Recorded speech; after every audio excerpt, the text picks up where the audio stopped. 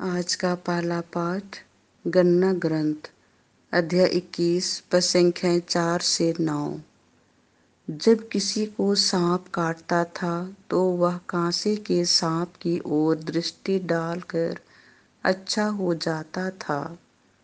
यात्रा करते करते लोगों का धैर्य टूट गया और वे यह कहते हुए ईश्वर और मूसा के विरुद्ध भुनभुनाने लगे, आप हमें मिस्र देश से निकालकर यहाँ मरुभूमि में मरने के लिए क्यों ले आए हैं?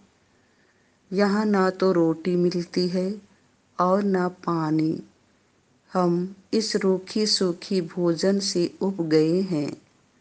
प्रभु ने लोगों के बीच विषैले सांप भेजे और उनके दंश से बहुत से इस्राएली मर गए।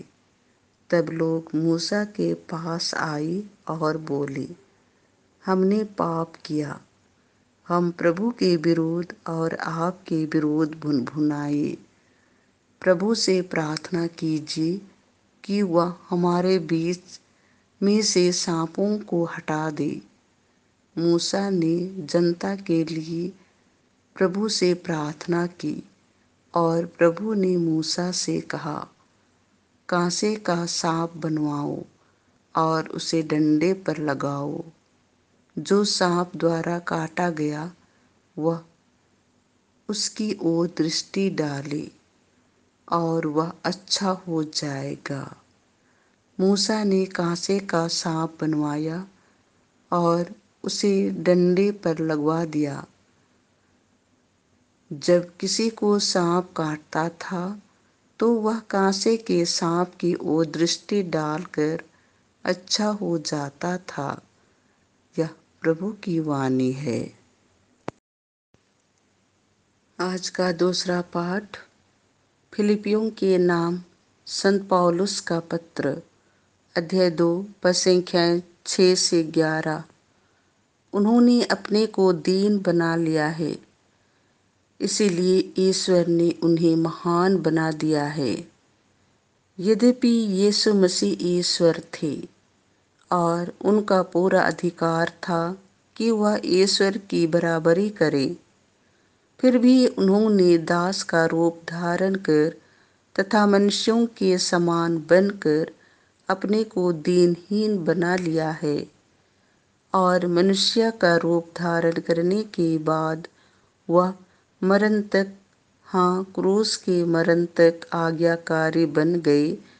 और इस प्रकार उन्होंने अपने को और भी दीन बना लिया है, इसीलिए ईश्वर ने उन्हें महान बना लिया है और उनको वह नाम प्रदान किया है जो सब नामों में श्रेष्ठ है, जिससे यीशु का नाम सुनकर आकाश, पृथ्वी तथा पाताल के सब निवासी घुटने टेके और पिता की महिमा के लिए सब लोग यह स्वीकार करें कि यीशु मसीह प्रभु ही है। यह प्रभु की वाणी है। संत यूहन्ना के अनुसार पवित्र सुसमाचार अध्याय 3 पद संख्या 13 से 17। मानव पुत्र को ऊपर उठाया जाना है। यीशु ने निकोदेमुस से कहा, मानव पुत्र स्वर्ग से उतरा है, उसके सिवा कोई भी स्वर्ग नहीं पहुंचा है।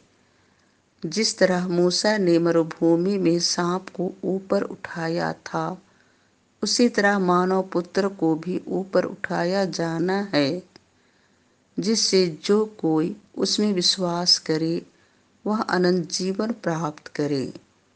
ईश्वर ने संसार को इतना प्यार किया कि उसने उसके लिए अपने एकलौते पुत्र को अर्पित कर दिया, जिससे जो कोई उसमें विश्वास करे उसका सर्वनाश ना हो, बल्कि वह अत्यंत जीवन प्राप्त करे। ईश्वर ने अपने पुत्र को इसीलिए संसार में नहीं भेजा है कि वह संसार को दोषी ठहराए। उसने उसे इसीलिए भेजा है कि संसार उसके द्वारा मुक्ति प्राप्त करे। यह प्रभु का सुसमाचार है।